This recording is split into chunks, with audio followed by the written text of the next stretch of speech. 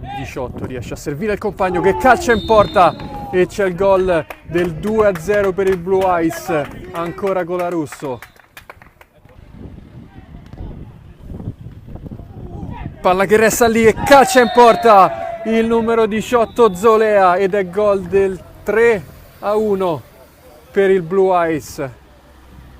La sponda, il tiro, la palla resta lì, alla fine viene allontanata dai giocatori del Lions Club. Bassani, ancora Zolea, serve al centro il compagno che tenta di appoggiare per l'inserimento, ma il pallone termina in calcio d'angolo.